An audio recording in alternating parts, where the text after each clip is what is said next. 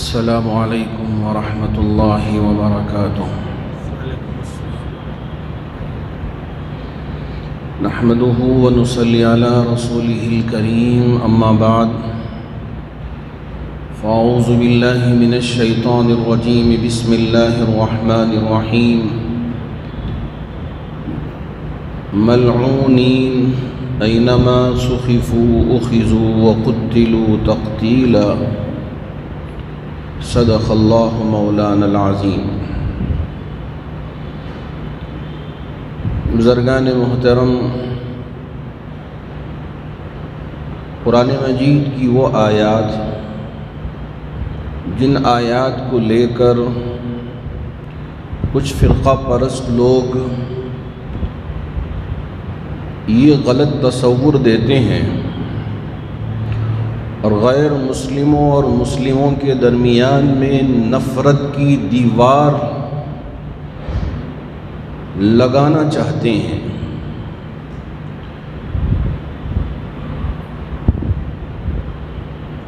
ان کے ورغلانے میں آ کر کچھ ایسے ویسے غلط قسم کے لوگ بھی قرآن مجید میں سے ان آیات کو نکالنے کی بات پیش کر دیتے ہیں۔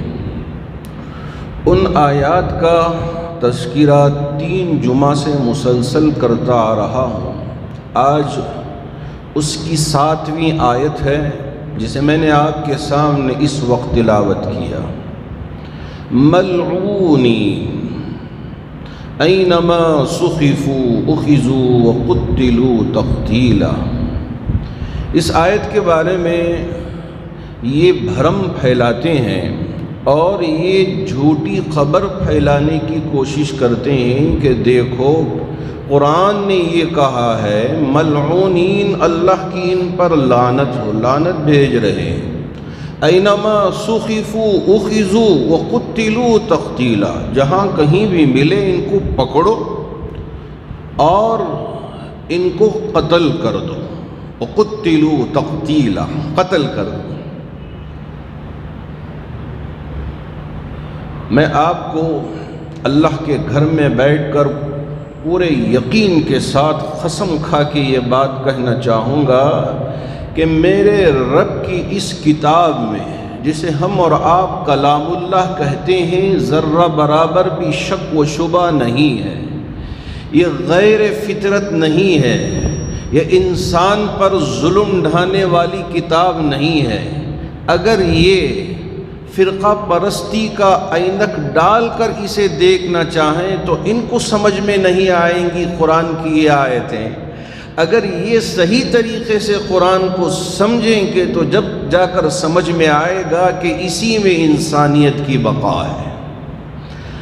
اگر اس آیت کو سمجھنا ہو تو اس سے پہلے والی آیت کو ہم پڑھنا ہوگا جس میں اللہ نے فرمایا لَإِن لَّمْ يَنْتَهِ الْمُنَافِقُونَ وَالَّذِينَ فِي قُلُوبِهِم مَّرَضٌ وَالْمُرْجِفُونَ فِي الْمَدِينَةِ لَنُغْرِيَنَّكَ بِهِمْ ثُمَّ لَا يُجَاوِرُونَكَ فِيهَا إِلَّا قَلِيلًا۔ اللہ نے فرمایا ایک تو یہ ہے کہ منافق، وَالَّذِينَ فِي قُلُوبِهِم مَّرَضٌ، دوسرے وہ لوگ جن کے دل میں مرض ہے، جو غلط راستے پہ چلتے ہیں، جو گناہ کے راستے میں چلتے ہیں۔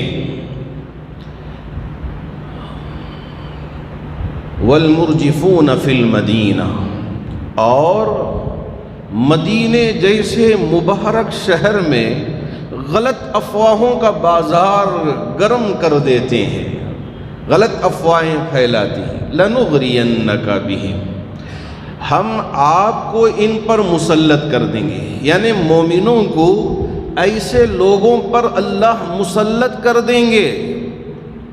ثم لا یجاورونک فیہا الا قلیلا، نبی کے شہر میں ایسے لوگوں کو رہنے کی جگہ ہی نہیں ملے گی۔ اللہ رب ذوالجلال جو منافق ہیں اور اپنے دل میں بیماری پالتے ہیں اور غلط افواہ پھیلاتے ہیں، ایسے لوگوں کو مدینہ طیبہ سے خالی کر دیا جائے گا۔ اب اللہ نے فرمایا ملعونین، ایسے لوگوں پر اللہ کی لعنت ہے یہ جہاں کہیں بھی تم کو ملے ان کو پکڑو اور ان کو مار دو، اب تمہارے لیے ان کو مارنا حلال ہوگا۔ یہ ابھی کا کوئی فیصلہ نہیں ہے، اللہ نے فرمایا سنت اللہ فی الذین خلو من قبل وَلَن تَجِدَ لِسُنَّةِ اللَّهِ تَبْدِيلًا۔ آپ سے پہلے والی جتنی امتیں گزرے ہیں ان کے لیے بھی یہی اصول ذکر کیا گیا تھا، اور آپ کے لیے بھی وہی اصول ہے، کوئی نیا اصول نہیں ہے۔ اللہ رب ذوالجلال کو تم کوئی نیا راستہ دکھاتے ہوئے نہیں پاؤ گے۔ وَلَن تَجِدَ لِسُنَّةِ اللَّهِ تَبْدِيلًا، اللہ کے راستے میں کسی طرح کی کوئی تبدیلی نہیں پاؤ گے۔ بات دراصل یہ ہے کہ یہ آیت اس وقت اتری جبکہ ہجرت کا 5واں سال تھا۔ ہجرت کا 5واں سال، مکے والے اپنے جتنے بھی حریف یعنی جتنے بھی ان کے ساتھ دینے والے تھے ان سارے لوگوں کو بات چیت کر کے مدینے پر پورے زور و شور سے حملہ کرنا چاہتے تھے۔ اس وقت یہ غزوہ ہوئی، اس کو غزوہ احزاب، قرآن میں سورۃ الاحزاب کے نام سے ایک سورت ہے، اور اسے خندق بھی کہا جاتا ہے۔ خندق کے معنی ہیں جو خندق کھودی گئی تھی، تینوں طرف سے پہاڑ مدینے کے، اور ایک طرف راستہ تھا۔ ایک صحابی جو رومی سلمان فارسی رضی اللہ تعالی عنہ تھے، وہ روم سے تعلق رکھتے تھے، انہوں نے کہا یا رسول اللہ صلی اللہ علیہ وسلم، اگر مدینے کی ہم حفاظت کرنا ہو تو اگر ہم خندق کھود دیتے ہیں تو دشمن پار کر کے نہیں آئے گا، ہم دشمن کو مدینے سے باہر ہی روکنے میں کامیاب ہو جائیں گے۔ اس وقت اللہ کے رسول علیہ الصلاۃ والسلام نے خندق کھودا تھا۔ اب یہاں یہ ماحول ہے، اب مدینے میں جو یہود پہلے سے آباد تھے ان سے ایک معاہدہ ہوا تھا کہ تم اپنے دین پر چلو، ہم اپنے دین پر چلیں گے، جبکہ یہ پہلے ہی سے انتظار میں تھے آخری نبی کے، آخری نبی آئے گا تو ہم ان پر ایمان لے کے آئیں گے۔ جب وہ نبی عرب کی سرزمین پر تشریف لائے، بنی اسرائیل میں سے نہیں آئے، تو انہوں نے دشمنی کرنا شروع کر دیا اور اس نبی سے عداوت، منافقت سب شروع کر دیا۔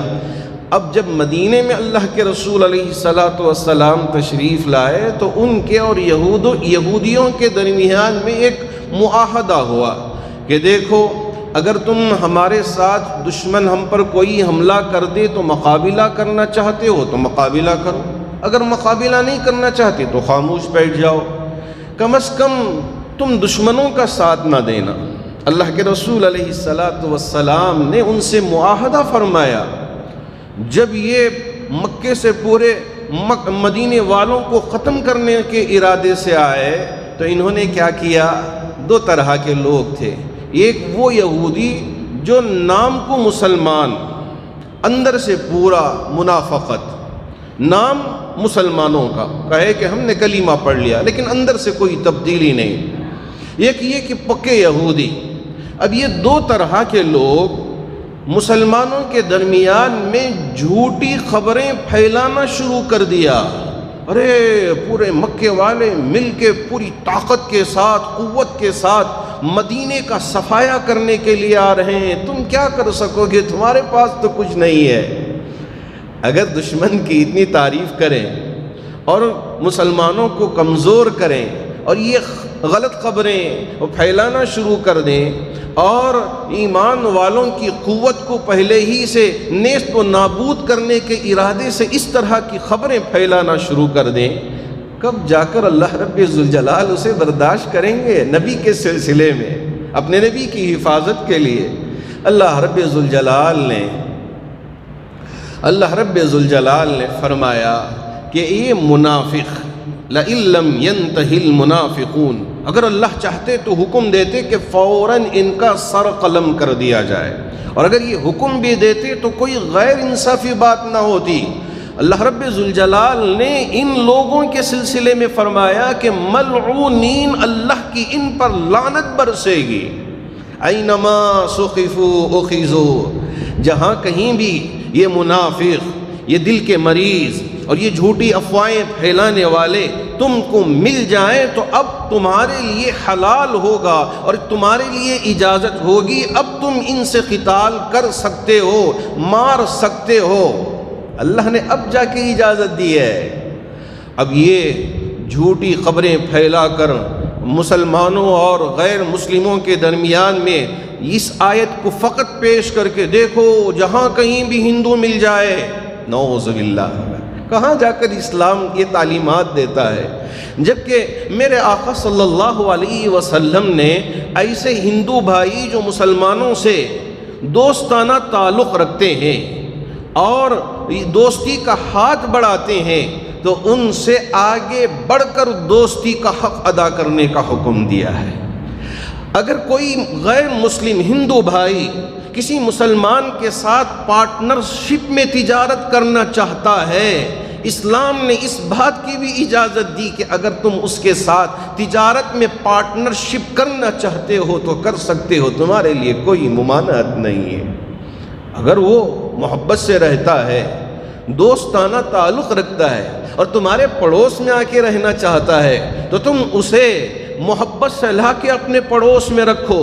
تمہارا دشمن نہیں ہے، تمہارا خون کا پیاسا نہیں ہے، تمہارے قتل کرنے کے در پہ نہیں ہے، ایسے سے تم دوستانہ ہاتھ بڑھاؤ، تمہارے لیے کوئی ممانعت نہیں ہے۔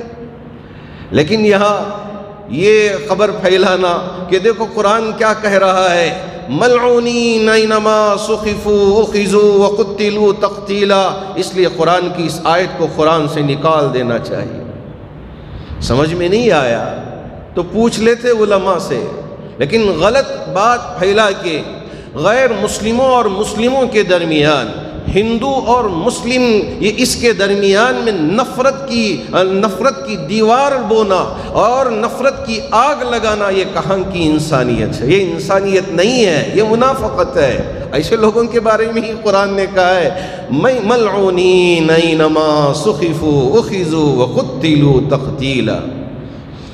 اس کے بعد 8ویں آیت اللہ نے فرمایا یا ایھا النبی جاہد الکفار والمنافقین واغلظ علیہم ومأواہم جہنم وبئس المصیر۔ اے نبی، جاہد الکفار، لڑیں کس سے؟ کفار سے۔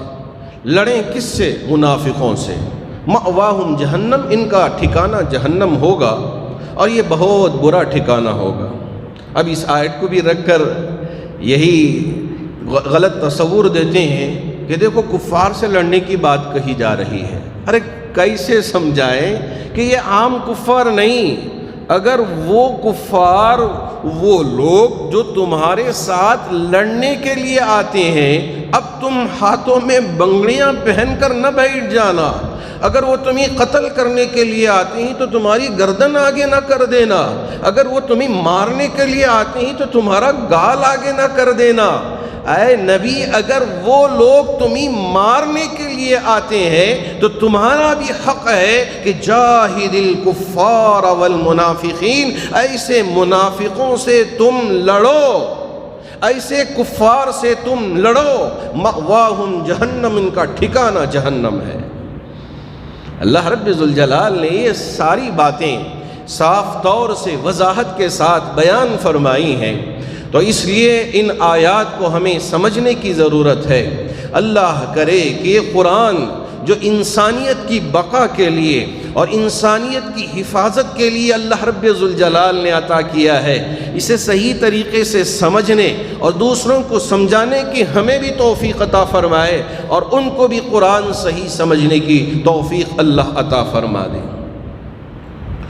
اس وقت جو ہمارے لیے اجازت دی گئی ہے مساجد کو کھولنے کی، عبادت گاہوں کی کھولنے کی، میری آپ سے گزارش ہے کہ آپ اس بات کا خاص خیال رکھیں کہ جو حکومت کی طرف سے پابندیاں عائد کی گئی ہیں، سوشل ڈسٹینس کا بھی اور ماسک لگا کر نمازوں کے پڑھنے کے سلسلے میں، اور ایسے ہی صابن سے وقفے سے ہاتھ دھونے کے سلسلے میں، یہ ساری وہ ہدایات ہیں جن پر ہم میں سے ہر ایک کو عمل کرنا بے حد ضروری ہے۔ ایسا نہ ہو کہ ہم سوچیں کہ یہ پابندیاں کیا ہوں گی، اس پر عمل کرنے کی کیا ضرورت ہے۔ اسلام تو یہی ہمیں سکھاتا ہے کہ اگر سامنے سانپ پھن کھول کے کھڑا ہوا ہو تو آپ یہ نہ سوچیں کہ سانپ ہی ہے کیا کرے گا، اللہ کی ایک مخلوق ہے، اور جا کے سامنے اپنا ہاتھ آگے کر دیا اور اس کے بعد اس نے بہت محبت سے پیار کر دیا اور اس نے اپنا ڈنک مار دیا، تو بعد میں کہنا کہ ڈنک مار دیا کیا کریں، ارے زہر چڑھ گیا کیا کریں۔ اسلام یہی بتاتا ہے، یہی اسلام کی تعلیمات ہیں کہ سانپ سے دور رہو، پھر اللہ پہ بھروسہ کرو۔ اگر چپکے سے آ کے کہیں آپ کو تکلیف پہنچا دیا، اب اسے آپ کو مارنے کی بھی اجازت ہے، کہیں آپ کو تکلیف نہ پہنچا دیں۔ اسی لیے ہمارے اکابرین اور ہمارے بزرگ فرماتے ہیں کہ کہیں کوئی سانپ نظر آ جائے، پہلے یہ کہہ دیں کہ بھائی اگر جن ہو تو یہاں سے چلا جاؤ، اس لیے کہ جن کبھی سانپ کی شکل میں آتا ہے۔ اب اس کے بعد آپ اسے مار دیں، اگر جن ہو تو چلا جائے گا، اگر جن نہیں ہے تو سانپ ہی ہے تو آپ کے لیے جب اجازت ہوگی مارنے کی۔ ایسے ہی اب ان بیماریوں سے بچنے کے لیے احتیاطی تدابیر ہیں۔ اس کا مطلب یہ نہیں ہے کہ ہم بے احتیاط ہو جائیں، اللہ کی ذات پہ ہمارا بھروسہ ہے، کچھ ہونے والا نہیں ہے۔ ہاں، کچھ ہونے والا نہیں ہے۔ وَإِن يَمْسَسْكَ اللَّهُ بِضُرٍّ فَلَا كَاشِفَ لَهُ إِلَّا هُوَ وَإِن يُرِدْكَ بِخَيْرٍ فَلَا رَادَّ لِفَضْلِهِ يُصِيبُ بِهِ مَن يَشَاءُ۔ یا اللہ ہی نے فرمایا، اللہ جسے بھلائی دینا چاہے کوئی اس بھلائی کو روک نہیں سکتا۔ اگر اللہ کسی کو نقصان پہنچانا چاہے، ضرر پہنچانا چاہے، کوئی اس ضرر سے اپنے آپ کو بچا نہیں سکتا۔ اللہ جسے چاہتے ہیں جو عطا کرنا چاہیں عطا کریں، لیکن میرے نبی نے یہی فرمایا کہ ہم پہلے احتیاطی تدابیر اپنائیں، بعد میں اللہ پہ بھروسہ کریں۔ یہی توکل ہے اور یہ توکل کے خلاف نہیں ہے۔ آپ ان باتوں پہ عمل کریں، نمازوں پہ آئیں، یہ مسجدیں اللہ کا گھر ہیں، یہاں آ کر اگر ہم نماز پڑھتے ہیں، سجدہ کرتے ہیں، اس میں ایک عجیب سی کیفیت ہے، عجیب سا مزہ ہے۔ اور جماعت کی نماز ہم جماعت سے ادا کرتے ہیں، فرض نمازیں، تو اس پر 27 گنا زیادہ ثواب بھی ملتا ہے۔ تو میں احباب سے گزارش کرنا چاہوں گا، یہ نہ سوچیں اب تک عادت پڑ گئی ہے گھر میں پڑھتے پڑھتے یا دکانوں میں پڑھتے، اب تو دکان بھی بند تھے تو چلیے گھر میں پڑھتے پڑھتے عادت ہو گئی ہے تو اس لیے اب وہیں پڑھ لیں گے، کہاں مسجد کو جائیں۔ نہیں بھائی، میں آپ سے کہنا چاہوں گا اللہ کے گھروں کو آباد کریں۔ فجر کی نماز کا وقت ہو تو فوراً اٹھیں، رات میں دیر تک سونے کی عادت نہ ڈالیں، اول وقت میں سو جائیں تو تہجد میں بھی اٹھنے کے لیے اللہ توفیق عطا فرمائیں گے، تہجد بھی ادا کریں اور فرائض بھی آپ مساجد میں پہنچ کر ادا کرنے کی کوشش کریں۔ اللہ نے ایک موقع دیا ہے، یہ جان بھی اللہ کی دی ہوئی ہے اور موت بھی اللہ ہی کی طرف سے آنے والی ہے۔ جب اللہ مقرر کر دے کوئی موت سے اپنے آپ کو بچا نہیں پائے گا۔ اگر بڑے بڑے پہاڑ بھی بنا لیں تو ہم جب بھی بچا نہیں پائیں گے۔ اللہ کرے کہ اللہ رب ذوالجلال ہر ایک مسلمان کی حفاظت فرمائے۔ اب یہ آخری ایام ہیں ذوالقعدہ کے، اتوار کے دن چاند رات ہے ہمارے یہاں، انشاءاللہ اگر چاند نظر آ جائے تو پھر ذی الحج کی پہلی تاریخ شروع ہو جائے گی۔ اس سے پہلے جو ہمارے لیے احکامات ہیں کہ بال کٹوانے کے، ناخن تراشنے کے اور اپنے آپ کو پاک و صاف کر لینے کے، ان تمام باتوں پہ اگر ہم عمل کر لیتے ہیں تو انشاءاللہ ہمارے لیے آگے کے دنوں میں بھی آسانیاں ہوں گی۔ اور قربانی سے متعلق آئندہ اگر اللہ نے حیات بخشی تو آئندہ جمعہ آپ کے سامنے عرض کرنے کی کوشش کروں گا۔ اللہ رب ذوالجلال ہم میں سے ہر ایک کی حفاظت فرمائے اور اللہ رب ذوالجلال ہر ایک کو صحت عطا فرمائے، تندرستی عطا فرمائے، بیماری سے محفوظ فرمائے، جتنے بیمار ہیں سب کو شفا عطا فرمائے۔ چونکہ لاک ڈاؤن بھی چل رہا تھا، تجارتیں بھی ٹھپ، لیکن یہاں اسکول کا نظام، مسجد کا نظام، بند مٹھیاں ماشاءاللہ بہت سارے احباب جمعے میں حاضر ہو کر ڈال کے جاتے تھے۔ بہت چند گنے چنے لوگ تھوڑا سا آن لائن ٹرانسفر کر پائے ہیں۔ میری آپ سے گزارش ہے کہ بند مٹھیاں جتنا ممکن ہو سکے ہماری ان چادروں میں ڈال کے جائیں تاکہ اللہ رب ذوالجلال یہاں کی ضرورتوں کو پورا کر پائے اور اللہ اس مشکل وقت میں ہم سب کی مدد فرمائے۔ آمین و آخر دعوانا ان الحمد للہ رب العالمین۔